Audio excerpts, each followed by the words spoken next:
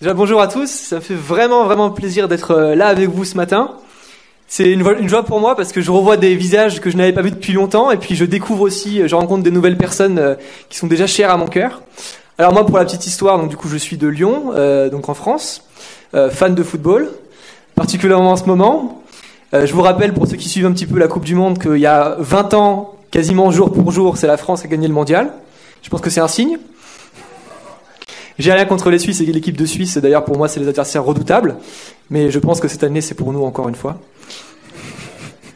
Bon, plus sérieusement, alors moi j'ai vraiment à cœur dans mon ministère de prêcher la parole, c'est vraiment ce qui me tient le plus à cœur, et aussi c'est ma spécificité de montrer la pertinence de la foi pour le monde contemporain, avec ce qu'on appelle l'apologétique. Alors l'apologétique c'est un mot compliqué pour dire quelque chose de très simple, c'est la défense de notre foi, par la raison, par l'intellectuel. Et ça vient de mon parcours, j'ai fait notamment un master en philosophie, et c'est quelque chose qui me tient vraiment à cœur, de montrer cette pertinence aussi intellectuelle, émotionnelle de tout l'être de la foi dans le monde contemporain, qui considère que cette foi, elle n'a plus grand-chose à voir avec la raison. Voilà, donc c'est quelque chose qui me tient à cœur, et j'enseigne à ce niveau-là l'apologétique pratique à l'école biblique de Lyon. C'est vraiment une joie pour moi de pouvoir transmettre cela de manière plus concrète, plus terre à terre, et pas seulement partir dans les grandes idées. Sinon, je suis marié depuis 1 an avec la plus jolie, la plus gentille des femmes, Charlotte, qui n'est pas là aujourd'hui, mais elle est quand même là par la prière. Et voilà, je pense que j'ai fait un petit peu le tour. Magnifique. Alors, avant de te céder la parole, ça te va si je prie pour toi et aussi pour nous? Seigneur, merci pour ce frère qui va nous apporter ta parole. Puisses-tu lui donner tes mots, Seigneur, l'inspirer dans cet enseignement et à nous de nous donner des cœurs réceptifs, ouverts à ton enseignement. Donne-nous ces cœurs qui ont envie d'apprendre, qui ont soif de ta parole, qui ont faim de vouloir grandir dans notre foi, dans notre marche quotidienne. Et puisses-tu nous nourrir. Et à nouveau, je te remercie pour ce frère qui vient ici pour simplement te servir, Seigneur. Amen.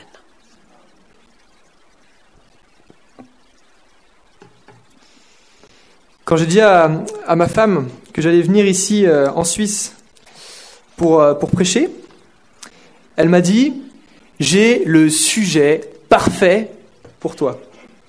Je lui ai demandé « À quoi tu penses ?» Elle m'a dit « Tu sais, le problème des Suisses, c'est que c'est vraiment un peuple trop neutre.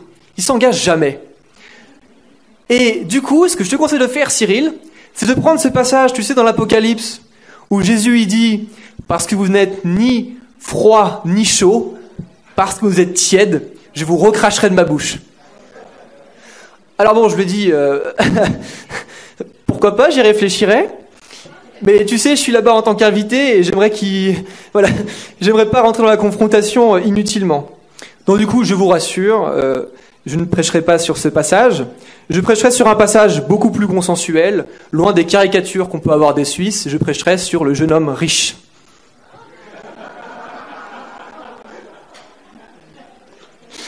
Non, juste, est-ce qu'il y a un PowerPoint qui peut être affiché ou... Bon, je vais vous raconter en fait la raison pour laquelle j'ai choisi ce passage, c'est pas pour vous taquiner. Je sais pas si vous connaissez ce mot, mais c'est pas pour vous embêter. C'est parce que je lisais récemment un auteur des premiers siècles après la mort de Jésus-Christ qui s'appelle Tertullien. Tertullien, ça a été un homme d'église, un théologien qui a mal fini, mais qui a écrit des choses intéressantes. Et il a écrit notamment un traité sur les idoles. Et en lisant ce traité, je suis tombé sur une anecdote qui m'a littéralement choqué. Voilà ce que dit Tertullien de son église à l'époque. Il y avait des hommes, artisans, qui avaient donc pour profession de fabriquer des idoles. Des chrétiens qui fréquentaient l'église et qui avaient pour profession de fabriquer des idoles. Alors moi, ça m'a révolté. Je me suis dit, mais comment est-ce que c'est possible? Mais qu'est-ce qui leur passait par la tête d'être des fabricants d'idoles comme cela? Et j'ai commencé à les juger dans mon cœur. Et au bout d'un moment, je me suis rappelé d'une phrase de Calvin qui dit que le cœur de l'homme est une fabrique à idoles. Et là, j'ai réfléchi sur ma vie et je me suis dit, Ah, Calvin, il a plus que raison. Mon cœur, en fait, c'est pas une fabrique d'idoles, c'est une usine à idoles. J'ai regardé toutes les idoles de ma vie, et j'ai même pas pu en faire le compte. Et je me suis dit, qui suis-je pour juger ces hommes artisans qui fabriquaient les idoles à l'époque? J'oserais même presque dire que devant Dieu, je suis encore pire qu'eux. Parce que eux, s'ils fabriquaient encore des idoles, c'est qu'ils savaient rien faire d'autre. Qu'il fallait qu'ils nourrissent leur famille. Ça ne justifie rien. Mais on peut peut-être comprendre un peu les motivations. Mais moi, j'avais aucune excuse. J'avais aucune excuse. Et du coup, de cette réflexion, a émergé l'idée qu'il fallait que je sonde les Écritures pour comprendre cette idolâtrie, d'où elle venait, comment est-ce qu'on la traitait, comment est-ce que le Christ apportait une solution à cette idolâtrie. Et c'est ce passage de Ézéchiel qui m'a touché et que je vais vous lire, et qui, je pense, est assez structurant pour comprendre la manière dont la Bible voit les idoles. C'est dans Ézéchiel chapitre 14. « Fils d'homme, ces hommes-là portent leurs idoles dans leur cœur et la pierre d'achoppement. Leur faute, ils la placent juste devant eux. Me laisserai-je consulter par eux ? Eh bien, parle-leur. Tu leur diras, ainsi parle le Seigneur l'Éternel, tout homme de la maison d'Israël qui porte ses idoles dans son cœur et qui met la pierre d'achoppement, sa faute juste devant lui. S'il vient s'adresser au prophète, c'est moi, l'Éternel, qui lui répondrai quand il viendra, à cause de la multitude de ses idoles. Ainsi seront saisis dans leur propre cœur ceux de la maison d'Israël qui se sont éloignés de moi à cause de toutes leurs idoles. Les principales idoles ne sont pas faites en bois ou en pierre, elles sont dans nos cœurs. Voilà ce que dit l'Écriture.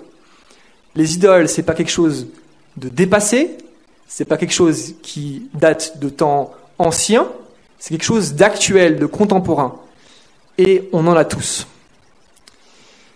Et j'ai choisi ce texte du jeune homme riche parce que j'ai entendu ce que John Piper a comme affiche dans son bureau. Il a une affiche où c'est marqué « Souviens-toi du jeune homme riche ». Et j'ai voulu du coup entrer dans la profondeur de ce texte du jeune homme riche parce que c'est là, de manière éclairante, de manière éclatante, que Jésus nous enseigne le danger des idoles. Ensemble, j'aimerais qu'on voie à prendre garde aux idoles, comme nous le dit l'apôtre Jean, « Petits enfants, gardez-vous des idoles ». Lisons donc ce texte ensemble.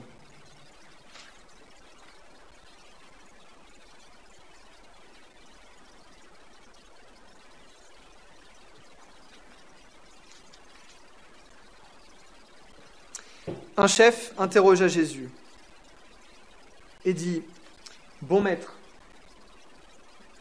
que dois-je faire pour hériter la vie éternelle ?» Jésus lui dit « Pourquoi m'appelles-tu bon ? Personne n'est bon, si ce n'est Dieu seul. Tu connais les commandements. Ne commets pas d'adultère, ne commets pas de meurtre, ne commets pas de vol, ne dis pas de faux témoignages, honore ton père et ta mère. »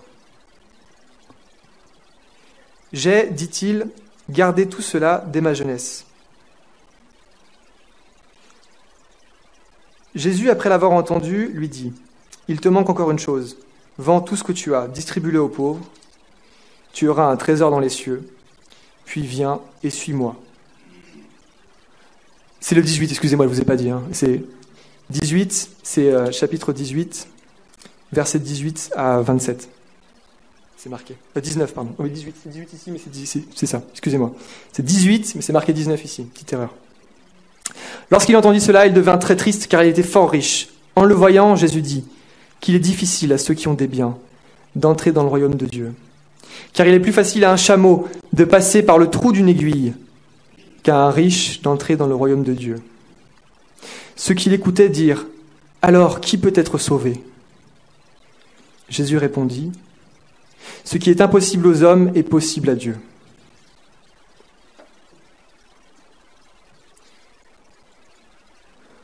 On a l'histoire fascinante d'un homme qui a tout pour réussir en apparence. La Bible nous le décrit comme L'homme par excellence qui peut tout réussir et qui a tout réussi. Là, dans Luc, on nous le présente comme un chef. Et le terme, ça signifie un chef probablement dans la synagogue. Un petit peu un pasteur comme nous à l'époque. Vraiment, c'est l'homme qui est perçu pour sa haute moralité. C'est un homme qui est respecté parce qu'il suit les commandements. C'est un homme qui était probablement sage. Sage, d'autant plus sage, et c'est impressionnant, que les autres évangiles nous apprennent des éléments complémentaires. Il était jeune. Déjà chef de synagogue, jeune. Tout pour réussir. Il était riche. Et pas simplement riche. Il était très riche. C'est le mot qui est utilisé. Très riche. Et il faut se rappeler que non seulement avec cette richesse, eh bien, ça lui donnait du pouvoir, une dignité, mais qu'en plus, à l'époque, chez les Juifs, la richesse est associée à la bénédiction divine.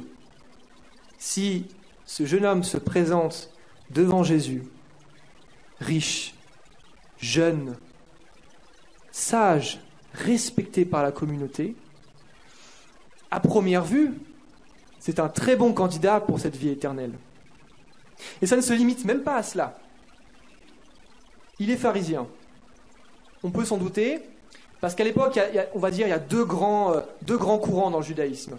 Il y a d'un côté les pharisiens, de l'autre côté les sadducéens. On les rencontre souvent dans les évangiles. Les sadducéens, ils sont vraiment éloignés de la vérité, parce qu'eux, ils considèrent, par exemple, qu'après la mort, il n'y a rien. Les pharisiens, ils ont beaucoup de défauts, et on le voit dans les évangiles, mais eux au moins, ils croient en une vie après la mort. Et là, la question que pose ce jeune homme, que faut-il faire pour hériter de la vie éternelle, nous montre qu'il y croit à cette vie éternelle. Et que du coup, il est un petit peu plus proche de la vérité que les pharisiens. Il a vraiment tout pour réussir. Et à cela s'ajoute quelque chose d'assez fascinant, c'est la manière dont il va approcher Jésus.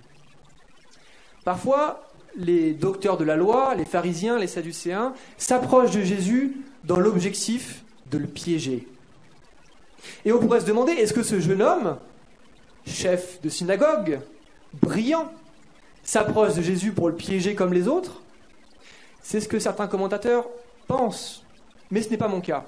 Pourquoi est-ce que je ne pense que ce n'est pas le cas?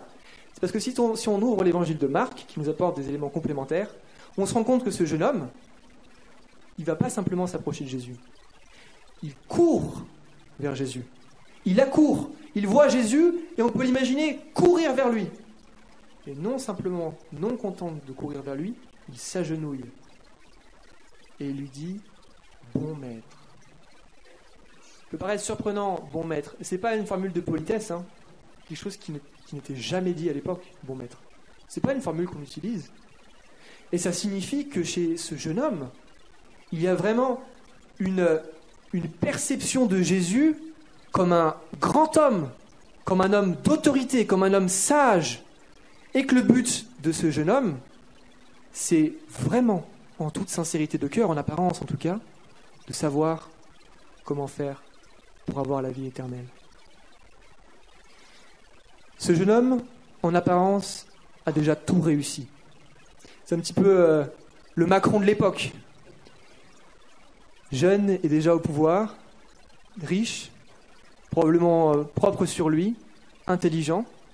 Et pourtant, il sent que quelque chose manque. Que faut-il faire, bon maître, pour obtenir la vie éternelle? Alors qu'il a tout ce qu'on pourrait rêver, le repos, il ne l'a pas. Quelque chose manque pour que le tableau soit parfait. Il le sent. Pourtant, on va le voir, il essaye de respecter à la lettre et il y arrive en apparence plutôt bien. Tous les commandements. Mais il sent que quelque chose lui manque. Il y a un repos qu'il n'a pas. Et ce repos le tiraille tellement fort qu'il va voir ce Jésus, ce bon maître, pour lui demander comment hériter de la vie éternelle. Moi, quand je vois cette demande, sincèrement, pour moi, c'est l'évangéliste qui parle. Une personne comme ça qui vient avec des questions déjà aussi précises, comment faire pour hériter la vie éternelle, qui vous voit déjà comme quelqu'un qui a la sagesse et qui a la réponse, c'est du pain béni. On n'a qu'une envie, c'est d'avoir des gens comme ça, non? Des gens qui viennent, qui accourent, qui vous voient comme la source d'autorité et qui vous dit « Toi, tu as la vérité, dis-moi comment obtenir la vie éternelle ?» Et je vous avoue que la réponse de Jésus, au départ, m'a laissé sans voix. Qu'est-ce qu'on s'attend légitimement d'une réponse à « Que faut-il faire pour hériter de la vie éternelle ?» Moi, si on me pose la question, je dis deux choses. Écoute, elles se trouvent dans le Christ, le Fils de Dieu, Dieu fait chair. Premier aspect. Deuxième aspect, c'est par grâce, et non par les œuvres de la loi, que l'on est sauvé, par le moyen de la foi. Et relisons ensemble ce que Jésus répond. Jésus lui dit « Pourquoi m'appelles-tu bon ? Personne n'est bon si ce n'est Dieu seul. Tu connais les commandements, ne commets pas d'adultère, ne commets pas de meurtre, ne commets pas de vol, ne dis pas de faux témoignages, honore ton père et ta mère. » Franchement, j'ai travaillé en communication et en relations presse. Et j'ai formé des gens, j'ai participé à la formation de directeurs par exemple, qui allaient être face aux médias. Et c'est vicieux, vous savez, un journaliste. Parce que ce qu'il veut, c'est piéger la personne en face de lui, bien souvent. Lui faire dire des choses qu'elle n'aurait pas dit en temps normal. Et je me souviens d'une fois où on entraînait un directeur qui allait prendre des positions difficiles, il fallait pas qu'il dévie ni à gauche ni à droite. Et le journaliste lui pose une question un petit peu sensible, et voilà le directeur qui répond pile ce qu'il ne faut pas répondre. Et là, je me dis, oh le pauvre, voilà, ça part mal, là. Ça part très très mal.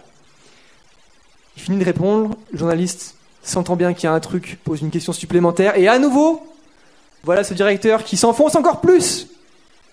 Et tout ce que je peux faire, c'est constater ça et me dire, mais dans quelle galère on s'est mis là ? Dans quelle galère on s'est mis ? Et sincèrement, les premières fois où j'ai lu ce passage, je me suis dit, mais Jésus, qu'est-ce que tu es en train de dire là ? Tu imagines en répondant, pourquoi m'appelles-tu bon ? Personne n'est bon si ce n'est Dieu seul.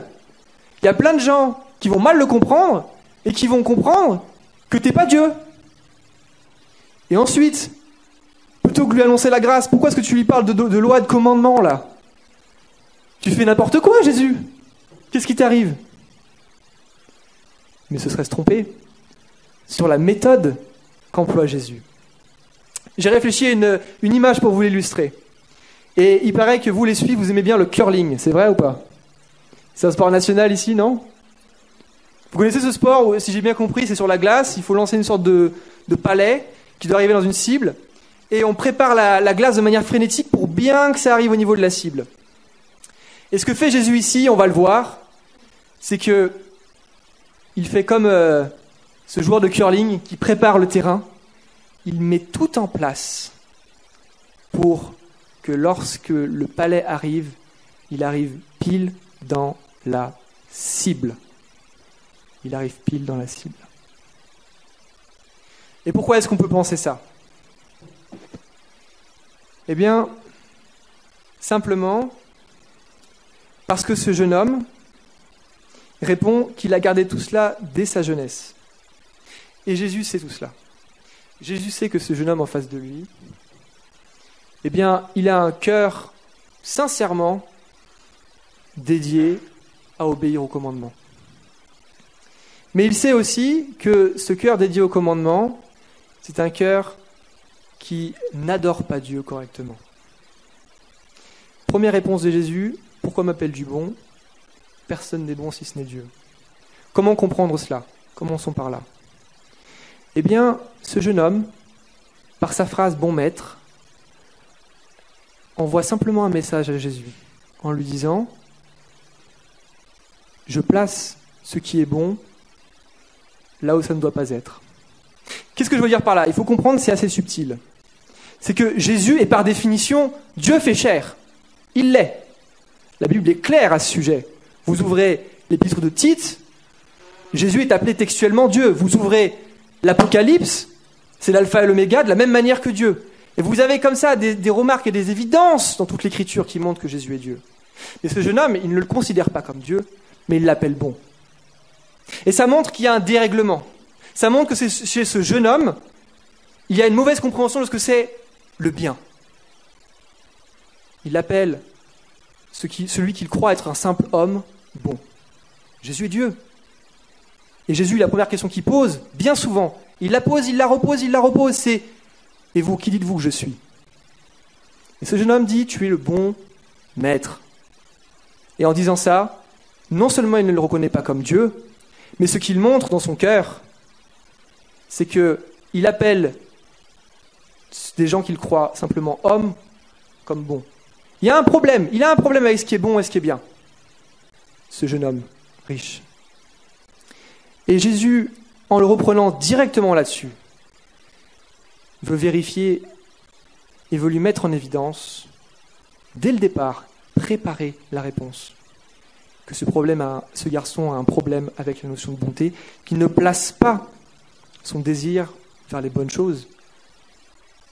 La preuve étant qu'il se confie probablement trop souvent dans les hommes. Deuxième aspect, Jésus prend bien soin de citer les commandements, les 10 commandements. Il ne cite pas les 10, il cite les 6 derniers. Et il faut savoir que les commandements, dans Exode, vous avez 2 parties, 2 tables. La table qui concerne les devoirs qui sont directement liés à Dieu, et la table qui concerne plus les devoirs liés au prochain. Et Jésus, c'est clair dans son ministère, on lui pose la question à nombreuses reprises, on va voir Jésus, on lui demande « Jésus, quels sont les plus grands des commandements ?» Et Jésus répond. Il répond quoi? Il répond « Aime Dieu de tout ton cœur, toute ton âme, toute ta force, toute ta pensée. » Et le commandement qui lui est similaire, qui lui est approché, « Aime ton prochain comme toi-même. » C'est la réponse standard de Jésus. Et là, qu'est-ce que fait Jésus? Est-ce que vous le voyez citer ce premier des commandements, « Tu aimeras Dieu de tout ton cœur, toute ton âme, toute ta force, toute ta pensée » Non, il ne le cite pas. Il cite seulement le deuxième, « Tu aimeras ton prochain comme toi-même » sous une forme plus ramassée. On peut le résumer, cette deuxième partie de la loi, « Tu aimeras ton prochain comme toi-même » Parce qu'il sait très bien que chez ce jeune homme, il y a 2 choses problématiques qui sont intrinsèquement liées l'une avec l'autre. Il y a premièrement une idolâtrie dans le cœur et un non-respect de ce commandement « Tu aimeras Dieu de tout ton cœur ». Et il y a deuxièmement, et c'est lié, une illusion sur soi-même et sur son comportement et sur son amour du prochain. Ce jeune homme se croit irréprochable. Regardez avec quelle assurance il répond à Jésus. C'est incroyable, non? Moi, je me considère comme assez orgueilleux et jamais j'oserais répondre à un truc pareil. Oui, j'ai gardé tout cela dès ma jeunesse. Vous imaginez le truc? Qui peut dire ça? Qui peut dire ça? Et pourtant, c'est marqué dans l'évangile de Marc qu'après cette réponse, Jésus l'aime. C'est marqué, Jésus l'aima. Cela veut probablement dire, c'est ma conviction, que ce jeune homme, il en était absolument convaincu et il faisait probablement des efforts pour ça. Mais le souci, c'est que parce que ce jeune homme idolâtrait autre chose que le vrai Créateur, parce que ce jeune homme plaçait sa confiance dans d'autre chose que le Créateur, eh bien, il ne pouvait pas aimer autant qu'il fallait son prochain. Et c'est exactement la réponse en 2 temps que fait Jésus. Prenons-la ensemble à présent. Jésus, après l'avoir entendu, lui dit « Il te manque encore une chose. Vends tout ce que tu as, distribue-le aux pauvres, et tu auras un trésor dans les cieux, puis viens et suis-moi. » C'est fou, non, de se dire « Il te manque encore une chose ?» On s'attend à ce qu'ils lui disent « Fais ceci, fais cela, va récupérer ceci, va récupérer cela. » Il ne te manque qu'une seule chose, débarrasse-toi de tout. C'est bizarre, non? Il ne te manque qu'une seule chose, débarrasse-toi de tout et suis-moi. Ceux qui se demandaient tout à l'heure, ces faux docteurs, si Jésus est vraiment Dieu ou non, nous avons ici l'affirmation la plus centrale possible et imaginable de sa divinité. Dans ce simple mot, suis-moi. Ce qu'il faut comprendre, c'est que la vie éternelle selon Jésus, si vous ouvrez votre Bible, Jean chapitre 17, la vie éternelle, c'est qu'ils te connaissent, toi, le vrai Dieu et celui que tu as envoyé. C'est ça la vie éternelle, c'est ça la réponse à la question de ce jeune homme. Mais Jésus connaissant son cœur, ne lui répond pas ça directement. Jésus ne lui répond pas non plus simplement « suis-moi », on le verra par la suite. Mais ce « suis-moi », c'est ça la réponse. Comment faire pour obtenir la vie éternelle ?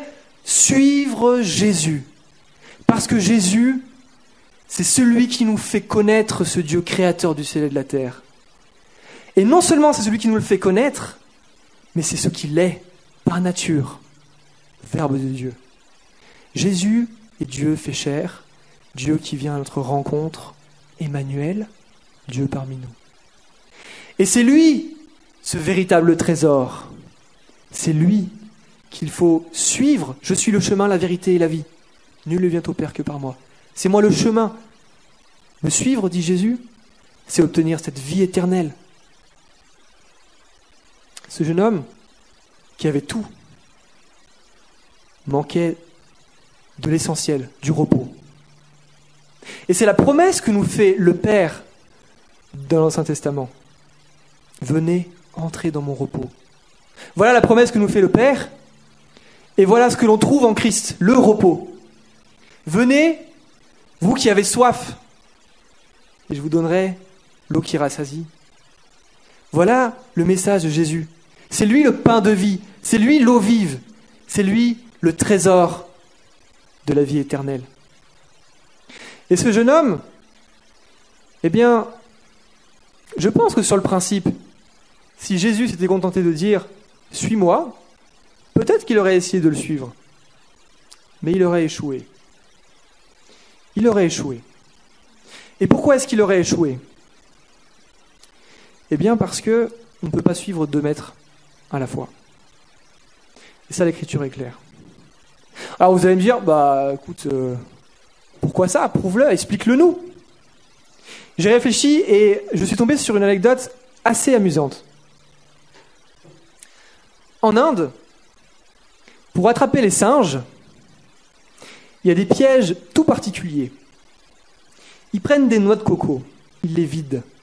Ils font un trou et ils accrochent les noix de coco, et un trou suffisamment large pour pouvoir laisser passer une main de singe. Et au sein de la noix de coco, ils mettent une petite friandise. Les singes sentent la friandise, sont attirés, mettent la main dans la noix, se saisissent de la friandise, sauf qu'à présent, avec cette friandise, c'est impossible pour le singe d'enlever sa main de la noix. Le singe essaye. Il suffirait que le singe lâche la friandise pour s'échapper. Mais le singe a envie de cette petite friandise. Et le singe finit tué. Le singe se fait avoir. Et ce jeune homme riche, est pris par les 2 mains, par la pire des idolâtries, celle qui est constamment mise en garde, celle sur laquelle l'Écriture nous met constamment en garde, la cupidité et l'argent. Et j'aimerais vous expliquer un petit peu comment fonctionne l'idolâtrie et pourquoi est-ce que l'argent est probablement la pire de toutes les idolâtries. Marx, que vous voyez ici. Marx, je ne suis pas un fan de Marx, mais il a eu une ou 2 pensées brillantes, notamment sur l'argent. Mais on reviendra là-dessus juste après. L'idolâtrie, c'est quoi ? Déjà, il faut comprendre qui on est. Au départ, on est fait pour être en relation avec Dieu. Dans le jardin, on est fait pour être en relation avec Dieu. On est fait pour être dans une communion de père à enfant.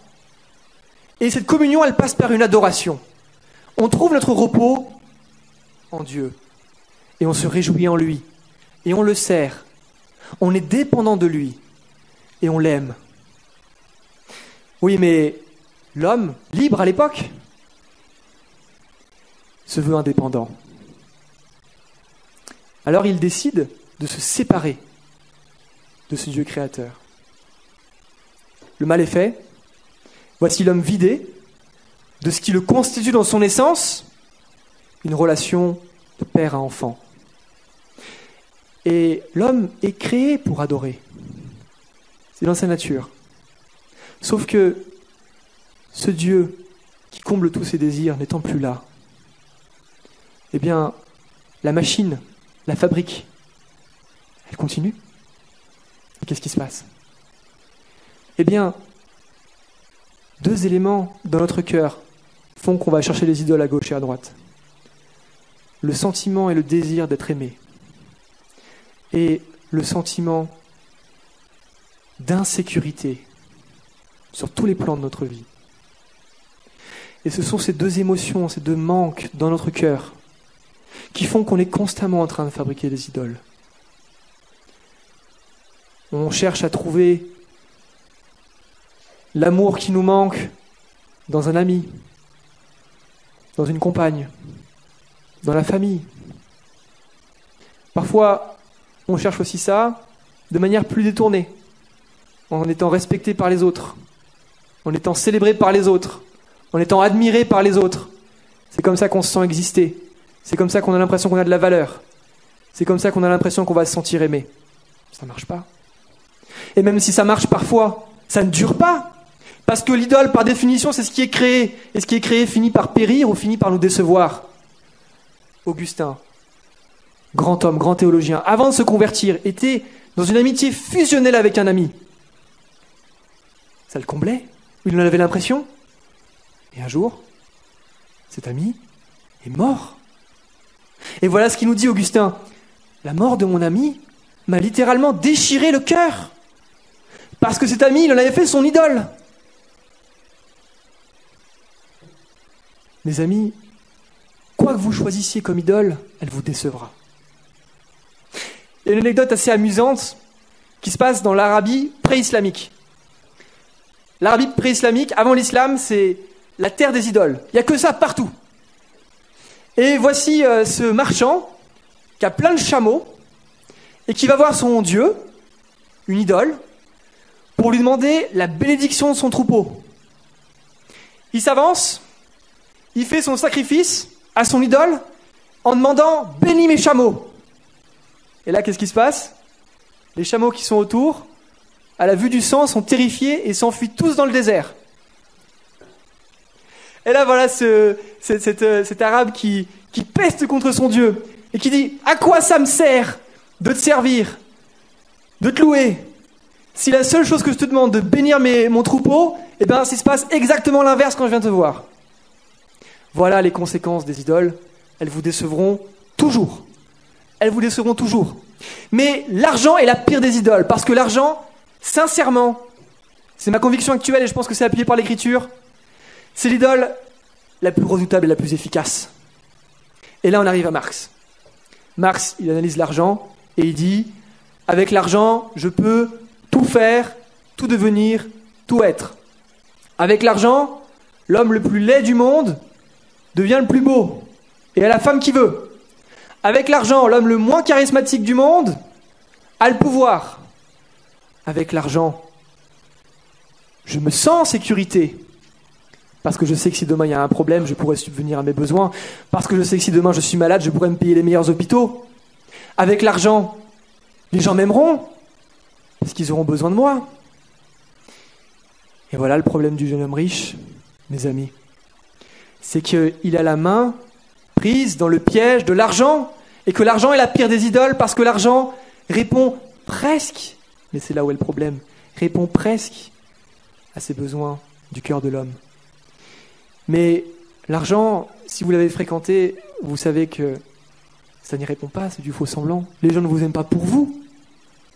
Ils ne vous aimeront jamais pour vous. Si demain vous perdez tout, ils ne seront même plus là. Et puis, l'argent ne vous délivre pas de la mort. Vous connaissez cette parabole dans l'Écriture de cet homme riche qui remplit ses greniers et qui se couche heureux en se disant « Ah, c'est bon, j'ai la sécurité ». Qu'est-ce qui se passe le soir? Il meurt. Parce que ses greniers lui ont servi à quelque chose. Il repart nu et il se présente nu devant le Père. Et son argent lui servira strictement à rien. Voilà le problème du jeune homme riche. Il est empêtré dans une idole. Jésus le sait. Jésus a tout préparé. Et malheureusement, ce jeune homme riche part triste. Parce qu'il était riche. Et la tristesse qui est soulignée dans l'Évangile, ce mot est extrêmement rare. Et ça ne signifie pas simplement une simple tristesse comme quand la France ne gagne que 1-0 face au Pérou. Ça signifie vraiment un état de deuil. Un sentiment de compréhension du monde tel qu'il est et notre incapacité à y faire face. Le jeune homme a tout compris, en une phrase. Il a compris qu'il n'aimait pas son prochain comme lui-même. La preuve, il n'avait pas la force et le courage de donner tout ce qu'il avait pour les aider. Il a compris qu'il n'adorait pas Dieu en esprit et en vérité. Il a compris que la chose qu'il fallait pour vraiment avoir la vie éternelle, c'était suivre le Christ, mais qu'il en était incapable. Alors il part, triste. Et les disciples sont apeurés. Et ils se disent, si lui, qui avait tout pour réussir, il échoue, qu'est-ce qu'on va devenir nous? Et Jésus leur dit deux choses. Il est plus facile à un chameau d'entrer par le trou d'une aiguille qu'à un riche d'entrer dans le royaume des cieux, et à Dieu, rien n'est impossible. Commençons par le chameau qui passe par le trou d'une aiguille. Bon, je sais que ça a fait beaucoup polémiquer. Est-ce que c'est quand même bizarre cette expression, chameau et compagnie? Il y a plusieurs théories. La première, qui est la plus connue, c'est que quand il parle du trou d'une aiguille, il parle des portes de Jérusalem. Ça vaut ce que ça vaut. Le souci, c'est qu'on parle d'un trou d'une aiguille et c'est pas au singulier. Et donc, on n'a pas vraiment de preuve qu'il y avait non seulement une porte qui s'appelait l'aiguille, mais en plus, comme il parle en termes de généralité et pas en termes de singulier, c'est pas sûr. Mais bon, pourquoi pas? De toute façon, ça change pas fondamentalement le problème. Hein. Deuxième possibilité, qui est moins connue, c'est qu'en fait, chameau, ça se dit camélos en grec. Et une corde, une grosse corde, ça se dit kamilos. Alors les gens se sont dit peut-être que c'est une erreur de traducteur ou de copiste. Le manuscrit était parfaitement original et parfaitement pur et parfaitement inhérent, mais peut-être qu'il y a eu une petite erreur, un petit i qui s'est glissé à la place du e. Peu importe, l'idée reste la même. Essayez de mettre un chameau ou une corde dans le trou d'une aiguille, vous allez y passer du temps et ça ne marchera pas. Pour ma part, je pense que c'est vraiment un chameau dont on parle. Pourquoi? Parce que le chameau, c'est quoi? C'est une bête de somme. C'est une bête qui sert à transporter. Et qu'est-ce que porte un chameau? Eh bien, peut-être dans la perspective de Christ, le chameau, c'est ces hommes et ces femmes qui portent les lourdes charges de leurs idoles. Et quand on est un chameau, quand on est en train de porter ces idoles, quand on est au service de ces idoles, eh bien on ne peut pas entrer dans le royaume des cieux. Quel est le modèle que nous offre le Christ plutôt que le chameau? C'est l'enfant. Vous voulez savoir ce que faisait Jésus juste avant que le jeune homme riche arrive? Il répondait à ses disciples qui voulaient l'empêcher, qui voulaient empêcher les enfants de venir à lui. Et Jésus dit, laissez venir à moi les petits enfants, car le royaume des cieux est pour ceux qui leur ressemblent. Le royaume des cieux est ouvert à ceux qui sont des enfants et pas à ceux qui sont des chameaux. Le royaume des cieux est ouvert à ceux qui sont des enfants parce que la voie est étroite. En Savoie, pas très loin d'ici, il y a une époque où les enfants étaient employés pour aller ramoner les cheminées. Travail tragique. Mais on les prenait pour cela parce qu'ils étaient agiles, petits, et qu'ils arrivaient à se faufiler dans les cheminées. C'est exactement ça, la solution. Passer du chameau à l'enfant. Passer du chameau qui porte des lourdes tâches, qui est lent, qui ne passe pas par les voies étroites, à l'enfant qui, par son humilité, par sa dépendance à ses parents, par son amour sincère de son père et de sa mère, renoue avec le royaume des cieux. Le royaume des cieux, c'est quoi? C'est qu'ils te connaissent, toi le Père, et celui que tu as envoyé. La seule manière qu'on a de renouer avec cette dépendance auprès du Père, c'est d'être comme un enfant. Et c'est l'enseignement que le Christ nous laisse. Soyez comme des enfants. Ce qu'il faut comprendre, c'est que vos idoles, vous en avez tous, et il faut trouver un moyen de s'en débarrasser. Voilà, dès aujourd'hui. trouver un moyen de s'en débarrasser, de devenir un enfant.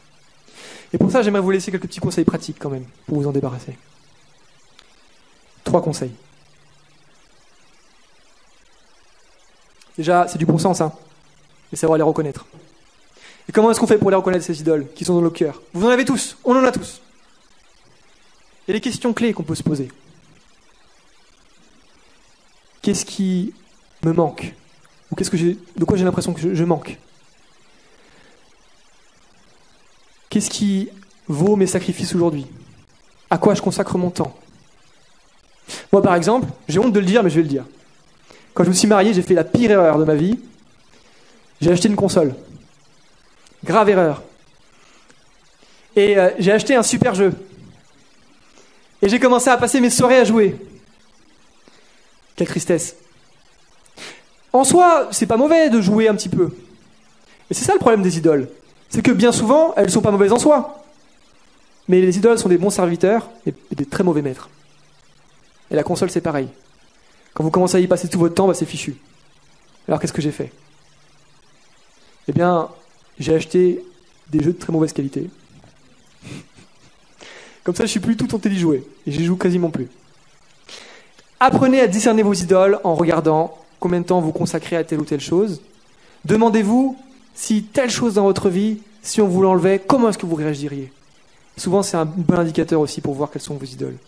Posez-vous ces questions et demandez à l'esprit de vous guider. Deuxième élément, quand vous les avez discernés, débarrassez-vous-en. De manière radicale, si vous le pouvez. Jésus dit, si ton œil est une occasion de chute, arrache-le. Bon, n'arrachez pas vos yeux, mais débarrassez-vous-en. Sachez faire un avant et un après.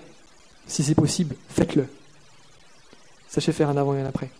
Mais ne soyez pas naïfs. Parce que le cœur est une usine à idoles et le cœur a horreur du vide. Et ce qui se passe souvent, c'est qu'on remplace une idole par une autre. Ah super, je me suis débarrassé de ma console, mais maintenant je passe tout mon temps à faire un truc spirituel. Je passe tout mon temps à lire de la théologie. Non mais la théologie, ça peut être une idole aussi. Ou alors à faire du sport, j'en sais rien. Le cœur de l'homme est fait pour faire des idoles. Le cœur de l'homme pécheur est fait pour ça. Et malheureusement destiné à ça. Donc il ne suffit pas de couper la tête de l'idole, un peu comme l'hydre, je ne sais pas si vous connaissez l'hydre et Hercule, qui se bat contre une sorte de créature mythique comme ça, l'hydre, il lui coupe la tête et il y en a 2 qui repoussent. Et bien c'est souvent ça avec les idoles. On croit s'en être débarrassé et tac, il y en a 2 qui réémergent. Ce qu'il faut, c'est faire comme Hercule à l'époque, c'est venir cautériser la plaie, le moignon, venir mettre du feu pour que ça ne repousse pas. Concrètement, ça veut dire quoi? Ça veut dire, dès qu'il y a un espace libre qui est laissé lorsqu'on a supprimé l'idole, la remplacer par l'Esprit Saint. Soyez remplis de l'Esprit Saint, dit Éphésiens. Soyez remplis de l'Esprit Saint, dit Éphésiens 5. Soyez remplis, voilà. Videz-vous, lâchez les idoles et remplissez-vous de l'Esprit Saint. Fréquentez la parole de Dieu, priez, aimez le Seigneur. Et vous découvrirez ce qu'un autre riche a découvert. Pas ce jeune homme, mais Zachée. Zachée, lui aussi était riche. Mais lui avait compris les limites de la richesse. Il était méprisé par le peuple. Il en avait compris, il a eu de la chance, il avait compris. Et la grâce de Dieu l'a saisi, parce que sans grâce, on ne comprend pas ça. La grâce de Dieu l'a saisi. Et il est devenu un homme nouveau. Le salut est entré dans sa maison, dit Jésus. Laissez le salut entrer dans votre cœur et devenez un enfant. Je vais vous laisser simplement avec un psaume qui résume le repos qu'on trouve en Christ. C'est mon psaume préféré, le psaume 131. Je vous le lis. Éternel, je n'ai ni un cœur arrogant, ni des regards hautains. Je ne m'engage pas dans des questions trop grandes et trop merveilleuses pour moi. Loin de là, j'ai imposé le calme et le silence à mon âme, comme un enfant sevré auprès de sa mère, mon âme est en moi comme un enfant sevré. Israël, attends-toi à l'Éternel dès maintenant et à toujours. Retrouvons, devenons des enfants et apprenons à nous blottir dans les bras d'amour de notre Père. Prions ensemble. Papa, oui, on peut t'appeler Papa, parce que tu nous as adoptés à grand prix par le sang de ton Fils. Tu ne nous appelles plus serviteurs, mais enfants. Merci Seigneur pour cette adoption. Merci Seigneur de nous remplir de l'esprit qui nous fait dire Papa, l'esprit d'adoption. Merci parce que par ta grâce, et seulement par ta grâce, nous pouvons devenir enfants de Dieu, naître à nouveau. Merci Seigneur, parce que tu nous délivres de la fabrique à idoles de notre cœur. Aide-nous Seigneur, viens en nous, pour que nous puissions de passer de chameau à enfant Seigneur. Ne soyons pas Seigneur, par pitié, pitié de nous, ne soyons pas des chameaux. Ne soyons pas sous le poids de lourdes idoles, fatigués par ce poids pesant, triste, comme ce jeune homme riche.